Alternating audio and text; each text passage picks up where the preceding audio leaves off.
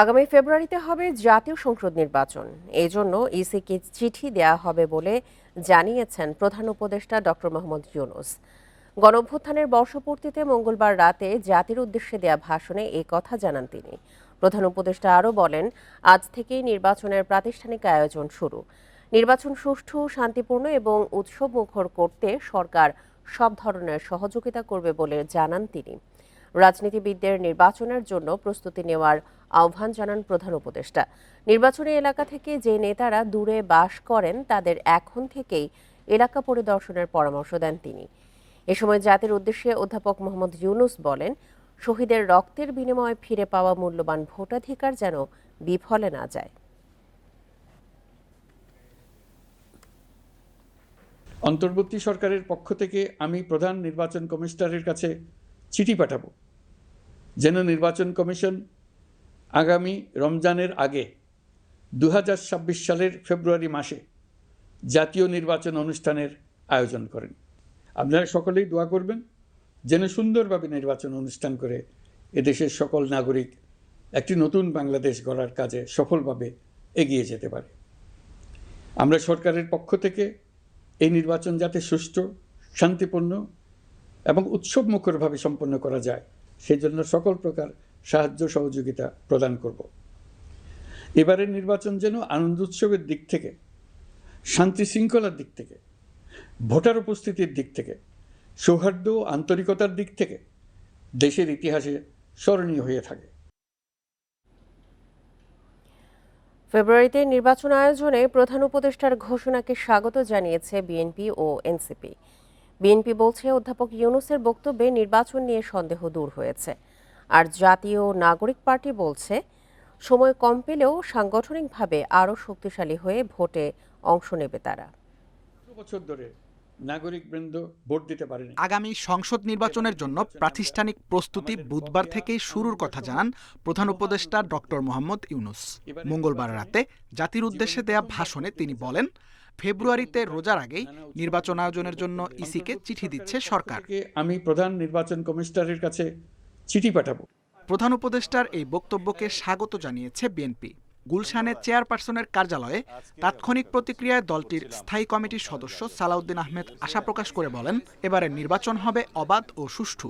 মাননীয় প্রধান উপদেষ্টা আজকে যেই নির্দেশনা দিয়েছেন তার ভাষণের মধ্য দিয়ে এবং চিঠি প্রদান করবেন নির্বাচন কমিশনকে যা বলেছেন সেই ঘোষণার জন্য আমরা সবাই অপেক্ষা করছিলাম এবং সারা জাতি অপেক্ষা করছিল। এর মধ্য দিয়ে বাংলাদেশে যে নির্বাচন অনুষ্ঠান নিয়ে যে একটি দুদুল্যমানতা ছিল বলে অনেকে মনে করছিলেন, তাদের মধ্যে সেই দুদুল্যমানতাটা রইল না এবং সারা জাতি একটি নির্বাচনমুখী পরিবেশের মধ্য দিয়ে যাবে। একই রাতে প্রতিক্রিয়া জানায় জাতীয় নাগরিক পার্টি। বাংলা মোটরে দলের অস্থায়ী কার্যালয়ে যুগ্ম সদস্য সচিব আলাউদ্দিন মোহাম্মদ বলেন, প্রস্তুতির জন্য সময় কম, তবুও সাংগঠনিকভাবে আরও শক্তিশালী হয়ে নির্বাচনে অংশ নেবেন তারা।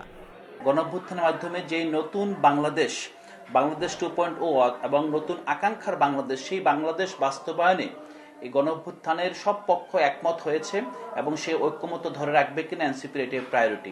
অবশ্যই এনসিপি রাজনৈতিক দল হিসেবে নির্বাচনে অংশগ্রহণ করবে, কিন্তু নির্বাচনে এই 6 মাস সময় আমাদের জন্য অপ্রতুল কিনা, অথবা 6 মাসের মধ্যে আমরা কি করব, আমার মনে হয় এটা সময় বলে দিবে। তবে একটা বিষয় আমরা স্বাগত জানাতে চাই যে বাংলাদেশের জনগণ, বিশেষত তরুণ জনগণ, নতুন রাজনৈতিক বন্দোবস্ত চায়। এবারের নির্বাচনে প্রবাসীদের ভোট দেয়া নিশ্চিত করা হবে বলেও জানান প্রধান উপদেষ্টা। যেন সুন্দরভাবে নির্বাচন অনুষ্ঠান করে। Tanvir Ahmed, independent news, Dhaka. এ বিষয়ে আলোচনা করতে আমাদের সঙ্গে যোগ দিচ্ছেন নির্বাচন বিশ্লেষক আ.ক.ম সাইফুল ইসলাম চৌধুরী। জনাব চৌধুরী, আপনাকে স্বাগত জানাচ্ছি বিরতিহীন ইন্ডিপেন্ডেন্ট সংবাদে। শুরুতেই একটু জানতে চাই যে ফেব্রুয়ারিতে জাতীয় নির্বাচনের কথা জানিয়েছেন প্রধান উপদেষ্টা। সেক্ষেত্রে দেখতে গেলে মাস 6 মতো সময় আছে। এই সময়টাতে প্রস্তুতিতে কি কি বিষয়ে আসলে বিশেষ জরুরি? ধন্যবাদ আপনাকে। জরুরি বলতে যেটা হচ্ছে যে স্টেক হোল্ডার, তো যারা নির্বাচনে অংশগ্রহণ করবেন প্রার্থীরা, তারা মোটামুটি ভাবে আপনার এই গত বছরের 5ই আগস্টের পর থেকেই মানসিক প্রস্তুতি নিয়েছেন, অতএব তাদের দিক থেকে কোনো সমস্যা নেই। তারা এখন হয়তো প্রার্থী অনেক দলেরই আমরা দেখেছি কাগজপত্রে যে তারা প্রার্থী বাছাইও করে রেখেছেন, অতএব সেদিক থেকে তাদের কোনো সমস্যা নেই। যে প্রস্তুতিটা দরকার হচ্ছে নির্বাচন কমিশনও তাদের ভোটার লিস্ট, তারা এখন আপনার এটাও তাদের খসড়া তৈরি আছে, ভোটার লিস্টও তারা ফাইনাল এটা হয়ে যাবে। আপনি ধরেন যে ফেব্রুয়ারিতে যদি নির্বাচনটা হয়, 18 তারিখে যেহেতু রোজা, আমরা ধরে নিচ্ছি 8 থেকে 12 এর ভিতরেই আপনার নির্বাচন হয়ে যাবে। তাহলে আপনার আমাদের আগের যে রেওয়াজ গুলোর অনুযায়ী ওই তফসিল ঘোষণা হবে হয়তো ডিসেম্বরের প্রথম সপ্তাহের দিকে তফসিল ঘোষণা হবে। ডিসেম্বরে যদি তফসিল ঘোষণা হয়, ফেব্রুয়ারিতে নির্বাচন, এর মধ্যে নির্বাচন কমিশনের প্রস্তুতি, এটা তারা যথেষ্ট সময় পাচ্ছে নেওয়ার জন্য। এটা তাদের হাতে 6 মাস সময়, অনেক সময়। এখন যে জিনিসটা একটু সমস্যা বাঁধবে, সেটা আমার কাছে মনে হয় যে মাননীয় প্রধান উপদেষ্টাও তার বক্তৃতায় বলেছেন যে প্রবাসীদের ভোটের সুযোগটা দেবে, যেটা নির্বাচন কমিশন ভাববে। এখন প্রবাসীরা ভোটটা দেবেন কিভাবে, এটা কিন্তু স্থির হয়নি। এটা নিয়ে দুটো কথা বাজারে চলেছে, একটা হচ্ছে প্রক্সি ভোট, একটা হচ্ছে পোস্টাল ব্যালট। আপনার নির্বাচন কমিশনেরও কথাবার্তা বলে দেখেছি যে তারা প্রক্সি ভোটের দিকেই বোধহয় একটু বেশি এগোচ্ছেন। যদি প্রক্সি ভোট হয় তাহলে ডিসেম্বরে তফসিল ঘোষণা করলে হয়ে যাবে। আর যদি পোস্টাল ব্যালট করতে হয়, সেক্ষেত্রে আমি একবার হিসাব করে দেখেছিলাম যে অন্তত 5 সপ্তাহ বেশি সময় দরকার। আপনার হচ্ছে যেদিন ব্যালট পেপার ছাপা হবে তারপরে আর কি আপনার 5 সপ্তাহ সময় দরকার। ফলে এটা আপনার ডিসেম্বরের জায়গায় নভেম্বরের প্রথম সপ্তাহে তাহলে তফসিল ঘোষণা করতে হবে। তো এক্ষেত্রে নির্বাচন কমিশনকে ঝেড়ে কাটতে হবে যে তারা পোস্টাল ব্যালটে যাবে নাকি আপনার হচ্ছে এতে যাবে, এই যে প্রক্সি ভোটে যাবে। এটা তারা আগে ক্লিয়ার করলে এটা হয়ে যাবে, অসুবিধা হবে না। যেখানে আমাদের অনেক ছোট ছোট দল আছে এবং স্বতন্ত্র প্রার্থীরাও রয়েছে, নতুন দলও অনেক আছে, এই ছোট দল এবং স্বতন্ত্র প্রার্থীদের সমান সুযোগ দিতে আসলে বিশেষ কি কোনো উদ্যোগ প্রয়োজন আছে আমাদের? আপনি যেহেতু এটা আসন ভিত্তিক নির্বাচনই হচ্ছে, সমান সুযোগ বলতে যেটা ছোট যে দলগুলো, তারা তো আর 300 আসনে হয়তো প্রার্থীতা তাদের থাকবে না। কোনো দল আছে যে তারা হয়তো যারা আপনার 2, 3, 4, 5টা আসনে হয়তো নির্বাচন করবে। তো সেখানে সুযোগ দেয়া বলতে যেটা হলো যে যাতে তারা নির্বাচনে প্রচারের সময় কোনো বাধা না পায়, সেটা নিশ্চিত করা। এখন সমান সুযোগ বলতে যারা 300 আসনেই প্রার্থী দেবে, তিনি যেভাবে আপনার তার বহর থাকবে, আর 2 বা 5টা আসনে যিনি প্রার্থী দেবেন তার সেই একই রকম বহর তো থাকবে না। তবে আমার কাছে যেটা মনে হয় যে আমরা গত 5ই আগস্টের যে আমাদের যে চূড়ান্ত বিজয়, তারপর থেকে এখন আমাদের কেউ নির্বাচনে কাউকে খারাপ ভাবে দেখবার সুযোগ নেবে না। সেক্ষেত্রে এটা সকলের প্রতি আপনার এই যেটা শ্রদ্ধা বোধটা থাকবে, অবশ্যই। এটা আমরা আশা করি। এটা থাকলে নির্বাচনের মান ভালো থাকবে। সব দলেরই তো কিছু চ্যালেঞ্জের সম্মুখীন হতে হয়, কিন্তু আগামী নির্বাচনকে সুষ্ঠু এবং অবাধ করার লক্ষ্যে আমাদের নির্বাচন কমিশনের যে চ্যালেঞ্জগুলো রয়েছে সেগুলো আসলে কি কি, আর নির্বাচন পর্যবেক্ষণ পদ্ধতি বা কেমন হওয়া প্রয়োজন? আচ্ছা, নির্বাচনে আপনার ইলেকশন কমিশনের যে চ্যালেঞ্জের মধ্যে একটা যেটা হচ্ছে যে আমরা না একটা ভয়ের সংস্কৃতি চালু করে ফেলেছি। সে ভয়ের সংস্কৃতি হচ্ছে যে আমরা বলছি যে গত 3 নির্বাচনে যারা আপনার পোলিং পার্সোনাল ছিলেন তাদেরকে খোঁজ খবর নেওয়া হবে ইত্যাদি। গত 3 নির্বাচনে প্রতি নির্বাচনে আমাদের পোলিং পার্সোনাল থাকেন হচ্ছে সাকল্যে 15 লক্ষর মতন থাকেন। অর্থাৎ যারা রিপিট করেছেন এরকম মিলে 3 নির্বাচনে হয়তো আমাদের 20 লক্ষ লোক নির্বাচনের সাথে জড়িত ছিলেন। আপনি যদি এখন এই 20 লক্ষ লোককে যদি একটা ভয়ের ভিতরে ফেলে দেন যে অতীতে কি করেছেন এটা আপনি যাচাই বাছাই করে দেখা হবে, যারা নির্বাচনের দায়িত্ব পালন করেছেন তারা সেখানে আপনার অসহায় হিসেবে দায়িত্ব পালন করেছেন, কারণ তাদের কারোর কিছু করার ছিল না। এখানে মাসলম্যানরা যেটা করেছে এবং এই মাসলম্যানদেরকে ঠেকানোর সাহস বা ক্ষমতা কোনোটাই সেই পোলিং পার্সোনালদের ছিল না। এই ভয়ের সংস্কৃতি তুলে ধরার ফলে, এটা চালু করার ফলে এখন হবে কি, সামনে নির্বাচনে আমার কাছে একটু আশঙ্কা আছে যে অনেকেই নির্বাচনের যে ডিউটি গুলো এটা ঠিকভাবে করতে সাহস পাবে কিনা। এটা একটা সংকট ইলেকশন কমিশনের কাছে, কারণ এই ভয়ের সংস্কৃতি থেকে দূরে আসতে হবে। আরেকটা যেটা হলো যে আপনার ইলেকশন কমিশনের যে বা পদ্ধতিগত সেটা তো আমাদের গতানুগতিক যেটা চলছে, সেখানে আমার মনে হয় না যে বাড়তি আলাদা কিছু দরকার। নিরাপত্তার জন্য যারা থাকবেন তারা ইলেকশনের নিরাপত্তাই দিতে হবে। তারা যদি মনে করেন যে কোনো দলের পক্ষে হয়ে কাজ করবেন, তাই ইলেকশন কমিশনের কিচ্ছু করার থাকবে না। যেহেতু নিরাপত্তার বিষয়টিতে আপনি এসেছেন, এই ক্ষেত্রে একটু জানতে চাই, নির্বাচনের সময় আইন শৃঙ্খলা পরিস্থিতি নিয়ন্ত্রণে রাখতে তাহলে আমাদের কি কি পদক্ষেপ নেওয়া প্রয়োজন? আমাদের দেখেন যে এর আগের যে নির্বাচনগুলো হয়েছে, যেমন বিশেষ করে 18 নির্বাচনে, এখন দেখা যাচ্ছে যে এটা আপনার আগের আইজি বলে ফেলেছেন যে এক পুলিশ যে শীর্ষ কর্তা একজন, তার নির্দেশে এই কাজ মানে আপনার রাতের ভোট হয়ে গেছে। এখন দেখা যায় যে সেখানে ইলেকশন কমিশন আসলে কিছুই করার থাকে না যদি ক্ষমতাবান কোনো অংশ এই কাজটা করে ফেলে, যাদের হাতে আর্মস আছে। তারা যদি মনে করে যে আমরা রাতের ভোট কেন 3 দিন আগে ব্যালট পেপার হাতে পেলে কাজ করে ফেলবো, কিছুই করার থাকে না। তো এখানে যে জিনিসটা ছিল যে এখন আরপিওটা কি করবে না করবে, যে আপনার নির্বাচনী আচরণ বিধিতে যদি দেখা যায় যে নির্বাচন কমিশন তারা ভোট বাতিল করবার জন্য কতটা সক্ষমতা অর্জন করবে, এটার উপরে আপনার সামনে নির্বাচন নির্ভর করবে। এটার জন্য তাদের সাহস এবং তাদের সক্ষমতা, সাহস এবং সক্ষমতা দুটোই দরকার পড়বে নির্বাচনের। যে তারা যদি বলতে পারে যে আমি বাতিল করতে পারবো, তাহলে দেখা যাবে যে নির্বাচন অনেকটাই ভালো হবে। আমাদের মনে করি আমরা 1991 সালে আব্দুর রউফ সাহেব বিচারপতি, তিনি কিন্তু তার যে আপনার ধমকের চোটেই বাংলাদেশের নির্বাচন খুব ভালোভাবে হয়েছিল। অথচ সেই ধমক দেওয়ার মতন, ধমকটা স্নেহের ধমক ছিল, সেই ধমক দেওয়ার মতন আপনার হচ্ছে সৎসাহসটা দরকার। এই সৎসাহস থাকলে ইনশাল্লাহ নির্বাচন কমিশন যে অবস্থা আছে তারা চালায় নিতে পারবে। জি, অবশ্যই আপনি যে ভয়ের সংস্কৃতি এবং সংকটের কথা বলছিলেন, আমরা আশা করছি সেগুলো কাটিয়ে উঠে একটি সুষ্ঠু নির্বাচনই দেখতে পারবো এই অন্তর্বর্তী সরকারের সময়। জনাব আকম সাইফুল ইসলাম চৌধুরী, আপনাকে অসংখ্য ধন্যবাদ আমাদেরকে সময় দেওয়ার জন্য। জুলাই শহীদদের জাতীয় বীর ঘোষণা করা হচ্ছে, গণ অভ্যুত্থানকে দেয়া হচ্ছে রাষ্ট্রীয় এবং সাংবিধানিক স্বীকৃতি। জুলাই ঘোষণাপত্রে এই ঘোষণা দেয়া হয়েছে। মঙ্গলবার বিকেলে জাতীয় সংসদ ভবনে ঘোষণাপত্র পাঠ করেন প্রধান উপদেষ্টা অধ্যাপক মোহাম্মদ ইউনূস। ছাত্র জনতার গণঅভ্যুত্থানের মুখে গত বছরের 5 আগস্ট ক্ষমতা ছেড়ে ভারতে পালিয়ে যায় স্বৈরাচার শেখ হাসিনা। অবসান হয় 16 বছরের ফ্যাসিবাদী শাসনের। দিনটি উদযাপন করতে মঙ্গলবার সকাল থেকে জাতীয় সংসদ ভবনের সামনে নানা আয়োজন করা হয়। বৃষ্টিকে উপেক্ষা করে জনস্রোত নামে এখানে। বিজয় উৎসবের সবচেয়ে আকর্ষণীয় বিষয় ছিল জুলাই ঘোষণাপত্র। প্রধান উপদেষ্টা অধ্যাপক মোহাম্মদ ইউনূস এই ঘোষণাপত্র পাঠ করেন।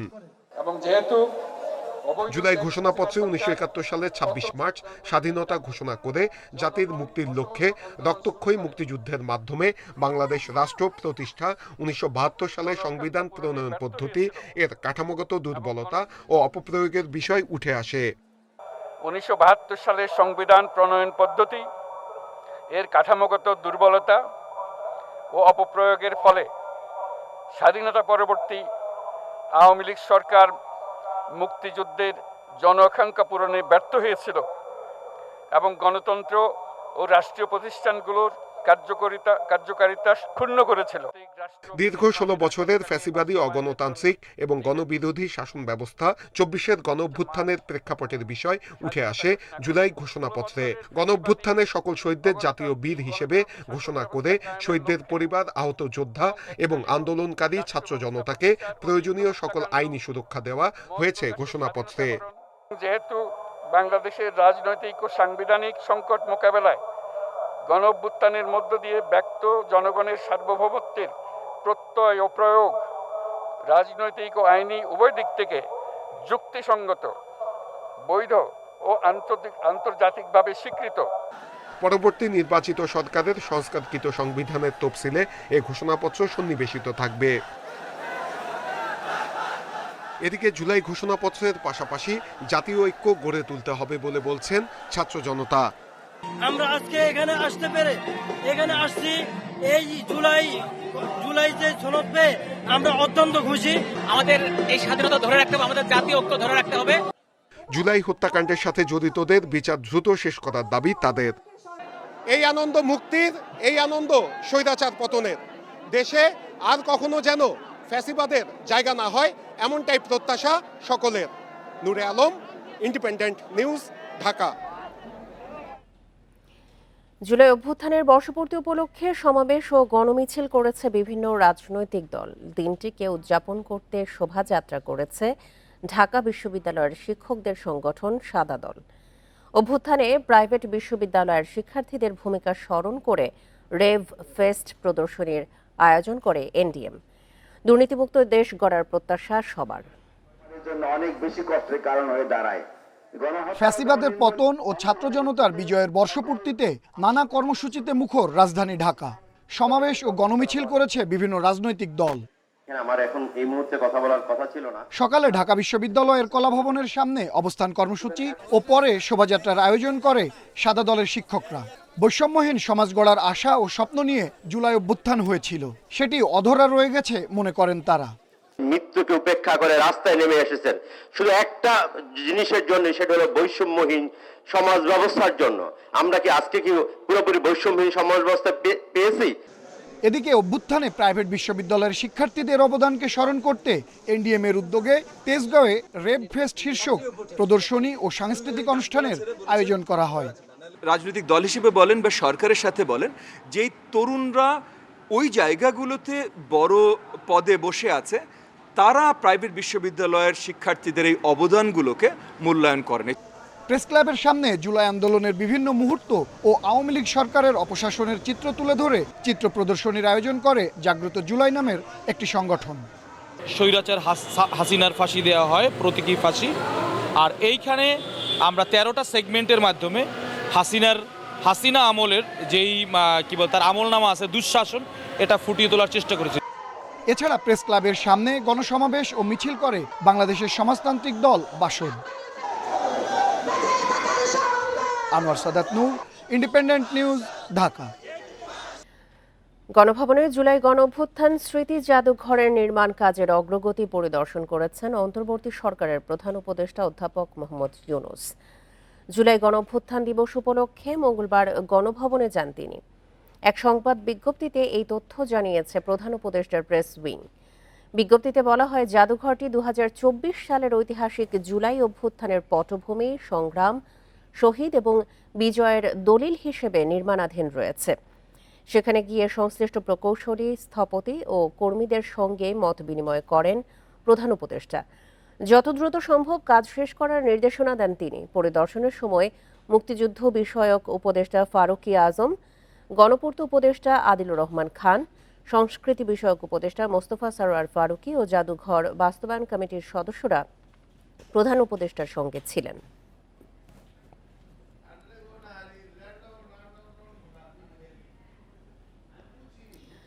বিক্ষোভের মুখে ঢাকা বিশ্ববিদ্যালয়ের টিএসসি থেকে সরিয়ে নেওয়া হলো মৃত্যুদণ্ডপ্রাপ্ত যুদ্ধাপরাধীদের ছবি।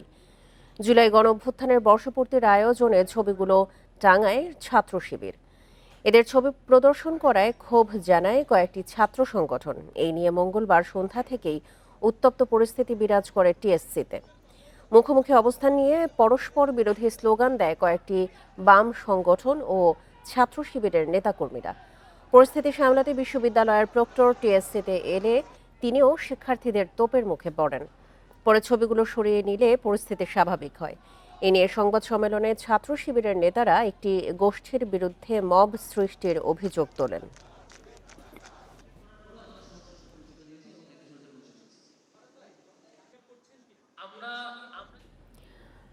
নোয়াখালীর বেগমগঞ্জে মাইক্রোবাস খালে পড়ে 7 জন নিহত হয়েছেন। ভোরে চৌমুহনী লক্ষ্মীপুর আঞ্চলিক মহাসড়কের জগদ্দীশপুর এলাকায় এই দুর্ঘটনা ঘটে। নিহতদের মধ্যে 4 জন নারী ও 3 জন শিশু। নিহতরা সবাই আত্মীয় বলে প্রাথমিকভাবে জানা গেছে। পুলিশ ও ফায়ার সার্ভিস জানায়, ওমান প্রবাসী বাহারুদ্দিনের পরিবার ও তার স্বজনদের নিয়ে ঢাকা থেকে লক্ষ্মীপুরে যাচ্ছিলেন। ভোরের দিকে চৌমুহনী লক্ষ্মীপুর আঞ্চলিক মহাসড়কের জগদ্দীশপুর এলাকায় মাইক্রোবাসটির নিয়ন্ত্রণ হারিয়ে খালে পড়ে যায়। খবর পেয়ে ঘটনাস্থলে গিয়ে উদ্ধার কাজ শুরু করে ফায়ার সার্ভিস ও পুলিশ। নিহতদের সবার বাড়ি লক্ষ্মীপুর বলে প্রাথমিকভাবে জানা গেছে।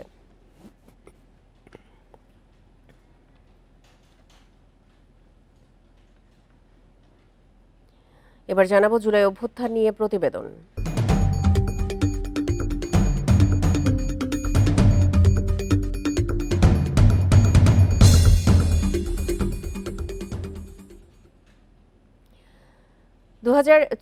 সালের ৬ই অগস্ট দেশে সূর্য উঠেছিল এক নতুন ভোর নিয়ে। পতিত শাসকের পলায়নের পর যখন নেই কোনো সরকার, নেই কোনো পুলিশ, তখনও থেমে থাকেনি দেশ। রাজপথে ছিল না কোনো আতঙ্ক, ছিল নবজাগরণের আলো। ছাত্রদের নেতৃত্বে মানুষ নেমে আসে নিরাপত্তা নিশ্চিত করতে, ট্রাফিক সামলাতে। রাষ্ট্র শাসক শূন্য অথচ বিশৃঙ্খল নয়। বাংলাদেশ দেখিয়েছে তার বাস্তব দৃষ্টান্ত। ৬ আগস্ট ২০২৪, ছাত্র জনতার হাতে নতুন ভোরের দেশ, নতুন এক উজ্জ্বল সকালের সূচনা। শেখ হাসিনা পালানোর পর দেশে সরকার নেই, মন্ত্রী নেই, নেই পুলিশও। কিন্তু থমকে যায়নি বাংলাদেশ, বরং নবজাগরণে রাজপথে সাধারণ মানুষ, নেতৃত্বে ছাত্ররা।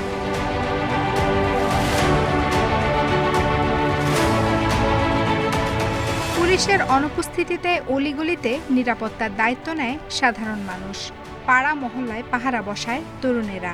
এলাকার প্রবেশপথে পাহারা, যেন কোনো অপশক্তি ঢুকতে না পারে। নিজেদের বাসা মনে করি, যদি নিজেদের দেশকে পরিষ্কার পরিচ্ছন্ন থেকে শুরু করে আইন শৃঙ্খলা মেনটেন করি, তবে আমরা নতুন বাংলাদেশ গড়ে তুলতে পারবো। আমরা ছাত্ররা অনেক কষ্ট করছি, যেহেতু দেশ আমাদের, আবার পুরো সংস্কার করে আগের জায়গায় নিয়ে আসার কাজও আমাদের। রাজধানী জুড়ে ছাত্রদের ট্রাফিক নিয়ন্ত্রণ, রিকশা থেকে শুরু করে অ্যাম্বুলেন্স, সব চলছে শৃঙ্খলায়, কেউ নিয়ম ভাঙে না।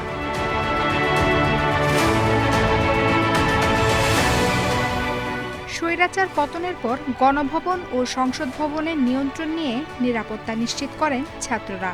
এ দুটি গুরুত্বপূর্ণ সরকারি স্থাপনা থেকে উল্লসিত জনতা নিয়ে যাওয়া মালামালও ফেরত নেওয়া শুরু করেন তারা। রাজপথ সাধারণের হাতে, কেউ পরিষ্কার পরিচ্ছন্নতা অভিযান চালাচ্ছে, কেউ দেয়ালে লিখছে নতুন ইতিহাসের বার্তা।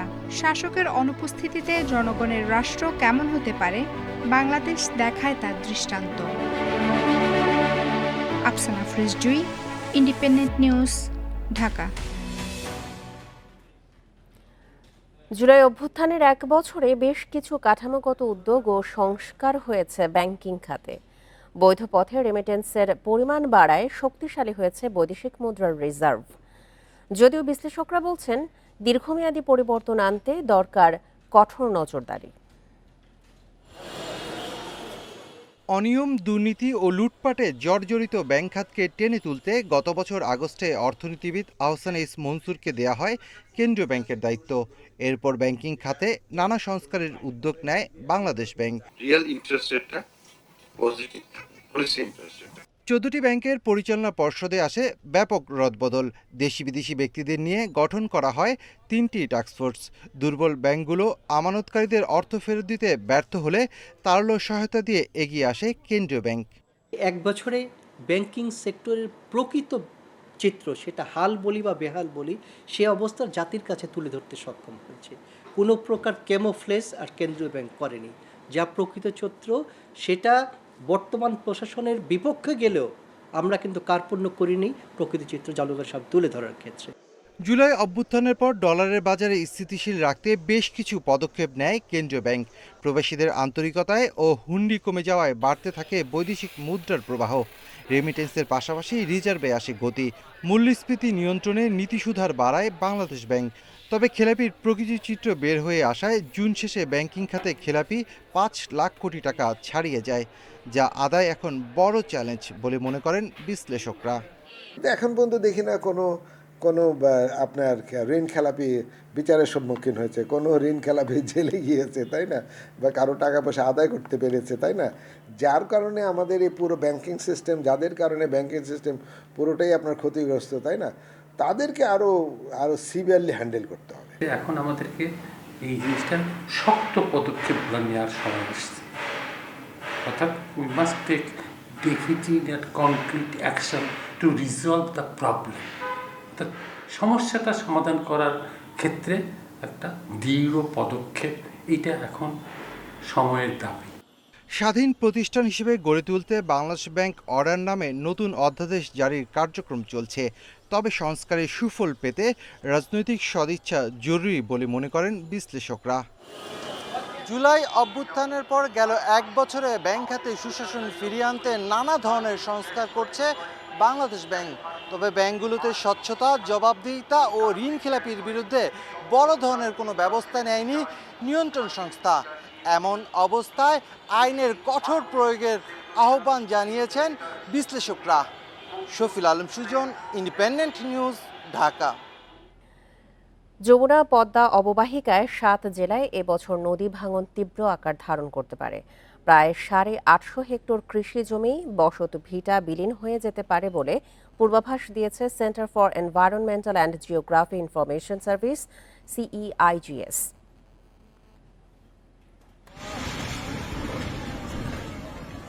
নদীর তীর ভাঙন দেশের অন্যতম প্রাকৃতিক দুর্যোগ। ন্যাশনাল অ্যাডাপ্টেশন প্ল্যান অব বাংলাদেশের তথ্য মতে 5 দশকে পদ্মা যমুনার ভাঙনে বিলীন হয়েছে প্রায় 1.5 লাখ হেক্টর জমি। এতে সবচেয়ে বেশি ক্ষতি হয়েছে যমুনা অববাহিকায়।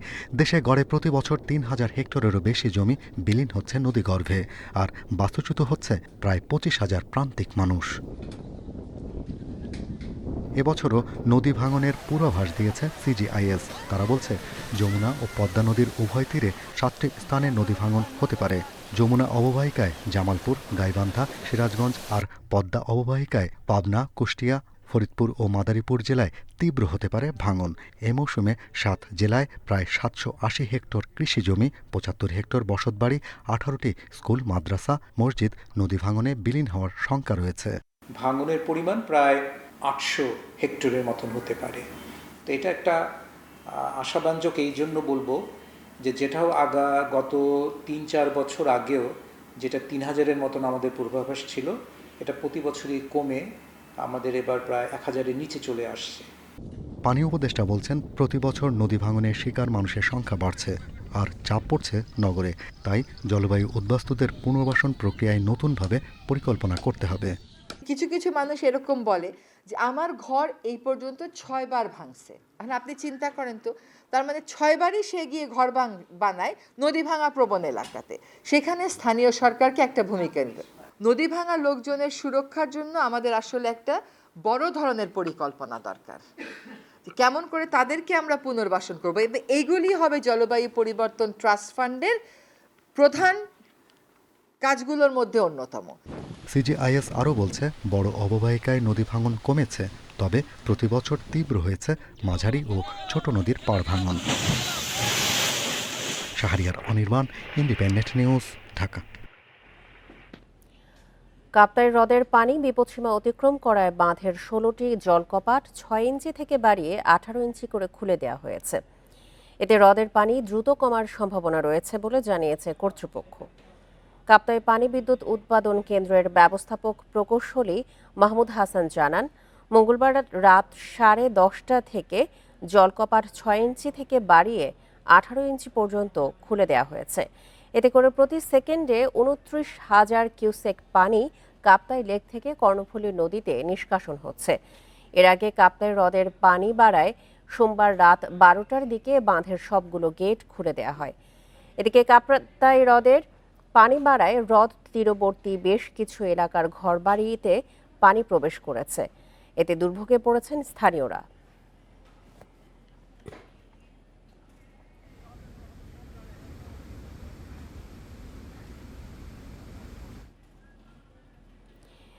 এ বিষয়ে আরো জানাতে রাঙামাটি থেকে যোগ দিচ্ছেন সহকর্মী হিমেল চাকমা। হিমেল, রাঙামাটিতে কাপ্তাই হ্রদের পানি কমছে কিনা, সেই হিসেবে এখনকার সেইখানের সর্বশেষ পরিস্থিতি কেমন দেখছেন?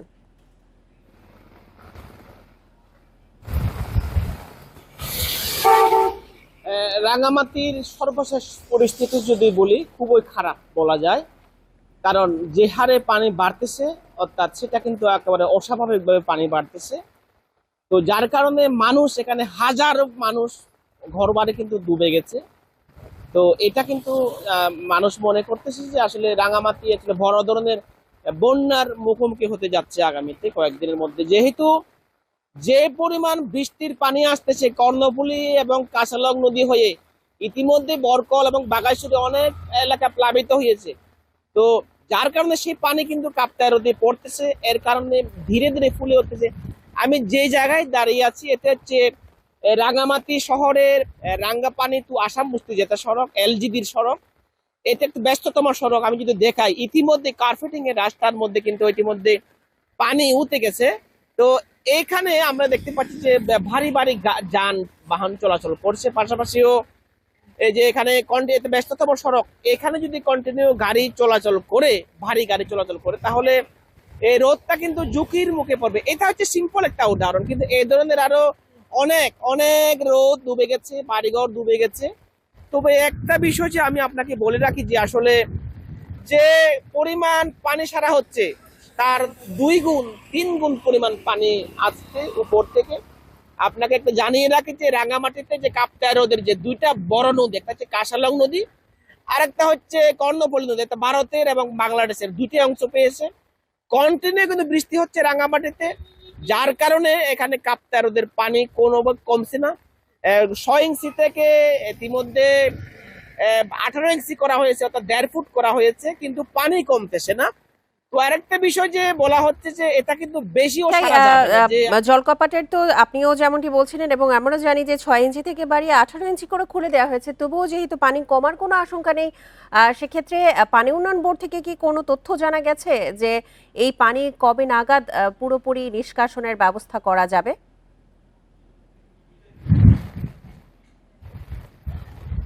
সবচেয়ে দুঃখের বিষয় হচ্ছে যে রাঙ্গামাটিতে আসলে পানি উন্নয়ন কর্তৃপক্ষ, আমরা উন্নয়নের কাজ শুনলেও রাঙ্গামাটির যে পানি উন্নয়ন কর্তৃপক্ষের তাদের অ্যাক্টিভিটিস একেবারে নেই বললে চলে। শুধুমাত্র এখানে কাপ্তাই জলবিদ্যুৎ কেন্দ্র কর্তৃপক্ষ সেটা তারা এটা মেনটেন্স করে এবং তারা হিসাবটা রাখে। একটা বিষয় যে এখানে পানি কমার বিষয়টা হচ্ছে যে নির্ভর করে হচ্ছে কাপ্তাই জলবিদ্যুৎ কেন্দ্র কর্তৃপক্ষের উপর। তাদের ওটা ছাড়া এখানে কোনো কিছু হয় না, যার কারণে এখানে মানুষ ডুবে যাক, রাস্তা ডুবে যাক, ক্ষয়ক্ষতি হোক, সেটা নিয়ে তাদের আসলে কোনো মাথা ব্যথা নেই। শুধুমাত্র বিদ্যুৎ উৎপাদনটা হচ্ছে তাদের মুখ্য, যার কারণে এখানকার যে পানি বাড়তেছে হুড় করে। তো এটা কন্ট্রোলের জন্য যে বর্তমান যে অবস্থা দাঁড়িয়েছে যে জলবিদ্যুৎ কেন্দ্র কর্তৃপক্ষ বেশিও পানি সারতে পারবে, কারণ যদি বেশি পানি সারে সেক্ষেত্রে কাপ্তাই বাঁধের নিম্নাঞ্চলের যে রাঙ্গুনিয়া, রাউজান, চন্দ্রগোনা, রায়খালী এই সমস্ত এলাকা কিন্তু ডুবে যেতে পারে, যার কারণে সেখানেও বন্যার পরিস্থিতি হবে। আর অন্যদিকে এইদিকে পানি বেশিও রাখা যাচ্ছে না, যার কারণে যে এই মানুষ এখানে রাখার ফলে পানি কিন্তু বাড়তেছে। তো যার কারণে এখানে মানুষের দুর্ভোগটা বাড়তেছে। তো এটা কিন্তু বিগত সময়ে আমরা দেখি না যে পরিমাণ এখানে বন্যার যে পানি বাড়তেছে, সেটা আসলে আমরা অতীতে দেখি না, এইবারই হচ্ছে। তবে বর্তমান যে পরিস্থিতি বাস্তবতা সেটা বলতেছে যে আসলে এটা আগামীতে আরো বাড়বে। সেটা যদি কাপ্তাই জলবিদ্যুৎ কেন্দ্র কর্তৃপক্ষ যদি সঠিকভাবে কাপ্তাই হ্রদের পানিটা ম্যানেজমেন্ট না করে সেরে দেওয়া রাখা, যদি তারা যথাসময়ে যদি না সারে, আবহাওয়া কর্তৃপক্ষের সাথে যদি সমন্বয় না করে, তাহলে এটা কিন্তু আরো বাড়বে, দুর্ভোগটা আরো বাড়বে। এ হচ্ছে আমার কাছে রাঙ্গামাটির কাপ্তাইয়ের পানি বৃদ্ধির সর্বশেষ তথ্য। জি জি, রাঙ্গামাটি থেকে সবশেষ তথ্য নিয়ে জানাচ্ছিলেন আমাদের সহকর্মী হিমেল চাকমা। নোয়াখালীর হাতিয়ায় তীব্র জোয়ারের কারণে বেড়িবাঁধ ক্ষতিগ্রস্ত হওয়ায় লোকালয়ে হু হু করে ঢুকছে সাগরের পানি। বাড়িঘরে পানি ওঠায় বিপাকী স্থানীয়রা, নষ্ট হচ্ছে ফসলি জমি। সবচেয়ে ক্ষতিগ্রস্ত চরেশ্বর ইউনিয়ন। দ্রুত বাঁধের ভাঙা অংশ মেরামত না হলে এই ইউনিয়নের অধিকাংশ এলাকা সাগরে বিলীনের শঙ্কা এলাকাবাসীর। সম্প্রতি বঙ্গোপসাগরে নিম্নচাপের প্রভাবে তীব্র জোয়ারের কারণে ক্ষতিগ্রস্ত হয় নোয়াখালীর হাতিয়ার বেশ কয়েকটি ইউনিয়নের বেড়িবাঁধ। ভাঙা অংশ দিয়ে প্রতিনিয়ত পানি ঢুকছে লোকালয়ে। বাড়িঘরে পানি ঢুকে পড়ায় বিপাকে পড়েছেন চর ঈশ্বর, সোনাদিয়া, নলচিরা, তমরুদ্দি ও সুকচর ইউনিয়নের বাসিন্দারা। তলিয়েছে রাস্তাঘাট ও ফসলি জমি। সুগারি গাছ, নারকেল গাছ, বিভিন্ন গাছ গাছরা সবগুলা মরে যাচ্ছে। আমাদের ওই ঘর বাড়িগুলা থাকা মাটিগুলা সম্পূর্ণ নর্মাল হয়ে যায় লবণ পানি উঠলে। পানি মানে গড়বিড়ে তুলে গেছে, মানুষের চাষবাস কোনো কিছু করতে পারে না। 1 বছর আগে চর ঈশ্বর ইউনিয়নের নলচিরা ঘাট থেকে বাংলাবাজার পর্যন্ত 4 কিলোমিটার বেড়িবাঁধ নির্মাণ করা হয়। এবার তার অর্ধেক অংশই ক্ষতিগ্রস্ত হওয়ায় ক্ষুব্ধ স্থানীয়রা। বাঁধ মেরামত না করলে এই ইউনিয়নের বেশিরভাগ অংশই সাগরে বিলীনের শঙ্কা তাদের। সেন্ট্রাল থেকে টাঙ্কি পুরোটা বেরিয়ে চলে যাওয়ার কারণে মানে মানুষের অনেক ক্ষয়ক্ষতি হতে আছে। এখানে যে কোনো একটা জি ব্যাগ এবং ব্লকের ব্যবস্থা করলে তাহলে হাজার হাজার মানুষ এখানে রক্ষা পাবে। লবণ পানি মানুষের ক্ষয়ক্ষতি, অনেক ক্ষয়ক্ষতি হবে। ক্ষতিগ্রস্ত বেড়িবাঁধ মেরামতে শিগগিরই ব্যবস্থা নেওয়া হবে বলে জানিয়েছে পানি উন্নয়ন বোর্ড।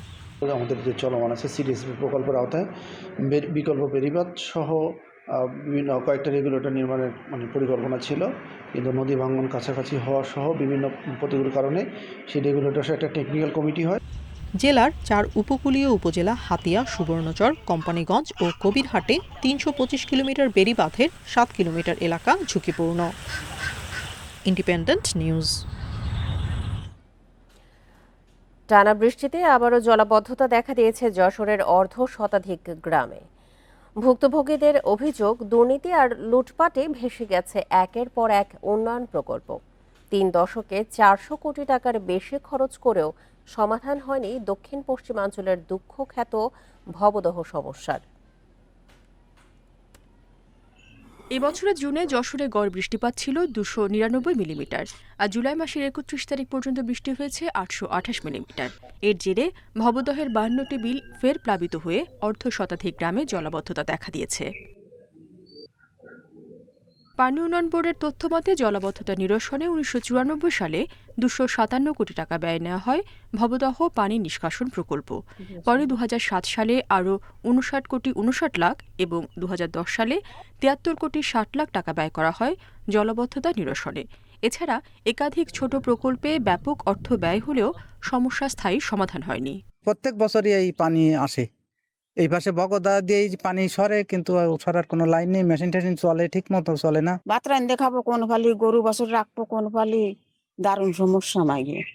স্থানীয়দের অভিযোগ, অনিয়ম, লুটপাট আর দুর্নীতির কারণে মুখ থুবড়ে পড়েছে অতীতের প্রকল্পগুলো। পানি উন্নয়ন বোর্ড, পানি সম্পদ মন্ত্রণালয় কখনোই এইটাকে গুরুত্ব দেন না। ভবদহ হলো একটা সোনার ডিম পাড়া হাঁস, ফলে এই সমস্যার সমাধান করলে তো মুনাফা হবে না। তবে স্থায়ীভাবে জলাবদ্ধতা নিরসনে সরকার মেগা প্রজেক্ট হাতে নিয়েছে বলে জানিয়েছেন জেলা প্রশাসক। জলাবদ্ধতা নিরসন সরকার বড় ধরনের প্রকল্প নিয়েছে, সেই প্রকল্পগুলো যদি বাস্তবায়িত হয়ে যায় ইনশাল্লাহ হয়তো কোনো এক সময় আমাদের এই সমস্যার সমাধান হবে। এর মধ্যে জলাবদ্ধতা নিরসনে ভবদহের 21 ভেন্টের 6টি গেট খুলে দেওয়া হয়েছে। Independent news. টানা বর্ষণে সড়ক ডুবে রাঙামাটির সাজেকের সঙ্গে সরাসরি যোগাযোগ বন্ধ হয়ে যাওয়ায় বিপাকে পড়েছেন প্রায় 300 পর্যটক। বিকল্প উপায়ে পর্যটকদের পারাপার করা হচ্ছে বলে জানিয়েছে উপজেলা প্রশাসন। স্থানীয়রা জানান, কয়েকদিনের ভারী বৃষ্টি ও পাহাড়ি ঢলে মাচালং বাজার এলাকায় রাস্তা ও খালের ওপর কালভার্ট পানিতে ডুবে যায়। মাচালং বাজারের নিচু রাস্তা ও কালভার্টের প্রায় 4 ফুট উপর দিয়ে পানি প্রবাহিত হচ্ছে। এতে এই বাজার থেকে সাজেকগামী সব যান চলাচল বন্ধ রয়েছে। বাঘাইছড়ির উপজেলা নির্বাহী কর্মকর্তা শিরিন আক্তার জানান, আটকে পড়া অনেক পর্যটক সড়কের ডুবে যাওয়া অংশটি বাঁশের ভেলায় বা নৌকায় করে পারাপার হচ্ছেন। তবে অনেক পর্যটকই পানির কারণে আটকা পড়েছেন। সড়ক থেকে পানি নেমে গেলে যান চলাচল স্বাভাবিক হবে বলেও জানান তিনি।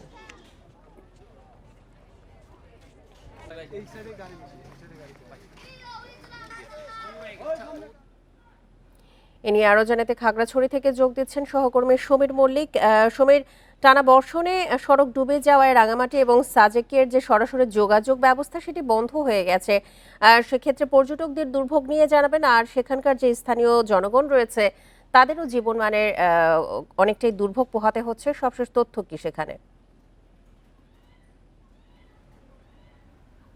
দেখুন, সর্বশেষ তথ্য হচ্ছে এখানে গতকাল থেকে আসলে সাজেকের সাথে খাগড়াছড়ির যে সরাসরি সড়ক যোগাযোগ সেটা বন্ধ ছিল। মাচালংয়ের সেখানে বাজারের একটি এলাকায় সেখানে অন্তত 5 থেকে 4 ফিট নিচে পানির নিচে কিন্তু রাস্তা চলে যাওয়ার কারণে সরাসরি যান চলাচল সেটি বন্ধ ছিল। তো গতকালকে আমরা যেটা দেখেছি, সেনাবাহিনী, ফায়ার সার্ভিস এবং উপজেলা প্রশাসনের উদ্যোগে অনেক পর্যটককে পারাপার করেছে। সেক্ষেত্রে আসলে ভোগান্তি হয়েছে, কারণ যারা অনেকে ব্যাগেজ নিয়ে এবং পরিবার পরিজন নিয়ে সাজেকে বেড়াতে গেছিল তাদেরকে বাঁশের ভেলায় বা নৌকায় করে অনেকে পারাপার করলেও অনেকে কিন্তু সাজেকে আটকা পড়েছে। আজকে সকালে কিছু কিছুক্ষণ আগে মাছলংয়ে যে অংশটিতে পানি উঠেছিল সেটি পানি কমে গেছে, কিন্তু বাগাইহাট আরেকটি জায়গা অর্থাৎ একই সড়কের আরেকটি জায়গাতে অন্তত 20 কিলোমিটার আগে সেখানে কিন্তু আবার সড়কটি সকাল থেকে ডুবে যাওয়ার কারণে সেখানে নতুন করে যান চলাচল বন্ধ হয়ে গেছে। অর্থাৎ এখনো পর্যন্ত রাস্তাটিতে আসলে সরাসরি যে সড়ক যোগাযোগ সেটি সম্ভব হয়নি। তবে আশা করা যাচ্ছে যদি আজকে সারাদিন বৃষ্টিপাত না হয় সেক্ষেত্রে সড়ক থেকে পানি নেমে গিয়ে সড়কে যে যান চলাচল সেটি স্বাভাবিক। এবং গতকালকে যে সমস্ত পর্যটকরা আটকা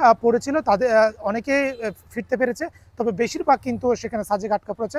এবং যারা আটকা পড়েছে তাদেরকে সাজেকে রিসোর্ট কটেজ মালিক যে সমিতি রয়েছে তাদের পক্ষ থেকে শুধু সার্ভিস চার্জ নিয়ে তাদেরকে সেখানে থাকার সুযোগ করে দেওয়া হয়েছে। একই সাথে আপনি যে বিষয়টা বলেছেন, এখানে পর্যটকদের পাশাপাশি স্থানীয় যারা রয়েছে, সাজেক একটি বড় ইউনিয়ন, সেখানে বাংলাদেশের সবচেয়ে বড় ইউনিয়ন বলা যায়, সেখানে অনেক স্থানীয় মানুষও কিন্তু এই রাস্তার এই দুর্ভোগের কারণে সড়কে যান চলাচল বন্ধ হওয়ার কারণে তারাও দুর্ভোগে পড়েছে। এবং যেহেতু একটি পাহাড়ি এলাকা সেক্ষেত্রে আসলে আবহাওয়া এবং একই সাথে বৃষ্টিপাতের বিষয়টি মাথায় রেখে সাজেকে যারা ভ্রমণ করবে তাদেরকে অনুরোধ করেছে। কারণ গতকালকে প্রায় 200-250 মতো পর্যটক সাজেক তারা যাওয়ার চেষ্টা করেছিল, কিন্তু এই দুর্যোগপূর্ণ আবহাওয়ার কারণে অর্থাৎ রাস্তা ডুবে যাওয়ার কারণে কিন্তু অনেকে সাজেক যেতে পারেনি, তারা বাগাইহাট থেকে আসলে ফিরে আসতে বাধ্য হয়েছে। এবং যারা ব্যক্তিগত গাড়ি নিয়ে সাজেকে গেছে তারা কিন্তু সেখানে এখনো পর্যন্ত থাকতে বাধ্য হচ্ছে, যেহেতু সড়কে যান চলাচলের স্বাভাবিক হয় না। যে সমস্ত পর্যটকরা ব্যক্তিগত কার বা মাইক্রোবাস বা হাইসে করে সেখানে সাজেক গেছে তারা কিন্তু ফিরতে পারেনি। খাগড়াছড়ি থেকে জানাচ্ছিলেন আমাদের সহকর্মী সমীর মল্লিক। এই ছিল এখনকার সংবাদে, আমন্ত্রণ পরের আয়োজনে।